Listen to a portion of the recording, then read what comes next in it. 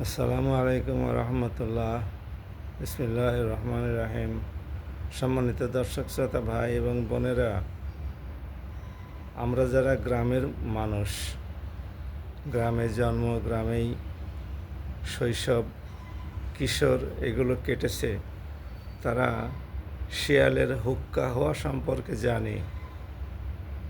শিয়াল রাত আসলেই কোনো কোনো সময় জঙ্গল থেকে হুক্কা হওয়া দিয়ে ওঠে। তো প্রথমে যে সিনিয়র শিয়াল, পিতা বা মাতা শিয়াল, তাকে হুক্কা হওয়া দিয়ে উঠতে দেখা যায়। এর সাথে সাথেই বাচ্চা এবং বাগানের জঙ্গলের বাকি শিয়ালগুলো এক বাক্যে হুক্কা হওয়া দিয়ে ওঠে। প্রথম শিয়ালটি, সিনিয়র শিয়ালটি হুক্কা হওয়াটা কেন দিয়েছিল, তার হয়তো একটা অর্থ থাকতে পারে, কিন্তু বাকি যারা হুক্কা হওয়া দিয়ে ওঠে তারা কিন্তু এই অর্থের ধারে কাছেও যেতে পারে না।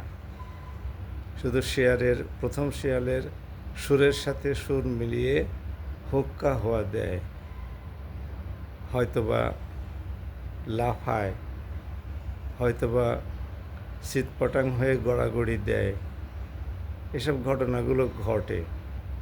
আমরা জঙ্গলে তো হুক্কা হওয়া দেওয়ার সময় শিয়ালের আচরণ দেখি না, তবে অনুমান করে বলা যায় যে একটা মূল শিয়ালের হুক্কা হওয়ার জবাবে যখন বাকি শিয়ালগুলো দেয়, তখন নিশ্চয়ই লাফ দিয়ে ওঠে,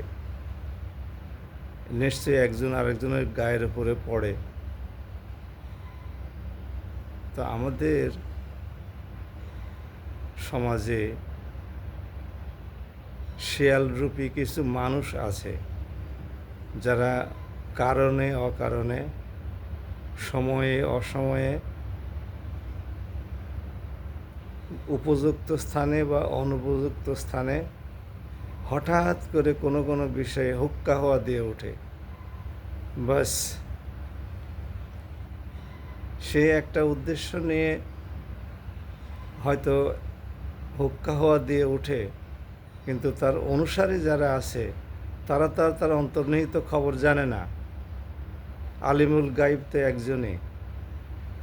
তখন তারা সেই মূল শিয়ালের মতো মূল নেতার হুক্কা হওয়ার সাথে সাথে নিজেরাও শুরু করে। এই যৌক্তিকতা আছে কি না, এটা উপযুক্ত সময় কিনা, এটি উপযুক্ত বলার মতো স্থান কিনা, এটা রাত না দিন, এ সমস্ত বিবেচনা করার সময় তাদের থাকে না। তারা এতই বাধ্যানুগত যে কোনো বাছ বিচার ছাড়াই হুক্কা হওয়া দিয়ে ওঠে।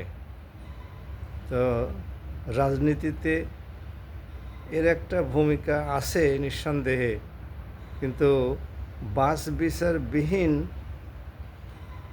এগুলো করলে এটাকে ইনডক্ট্রিনেশন বা অন্ধবিশ্বাস এটা বলা যায়। আমাদের বিজনেসের ভাষায় এটাকে ইনডক্ট্রিনেশন বলে। তা আমরা জানি না মহান আল্লাহ রাব্বুল আলামিন কোনো বাছ বিচার ছাড়াই অন্ধবিশ্বাসের প্রতি কবে আমাদের অনুরক্ততা দূরীভূত করতে সক্ষম হব। দয়াময় আল্লাহ এদেশের মানুষকে ওই সমস্ত মূল শিয়াল এবং পাতি শিয়ালগুলোর হুক্কা হওয়া থেকে হেফাজত করুন। আসসালামু আলাইকুম ওয়া রাহমাতুল্লাহ।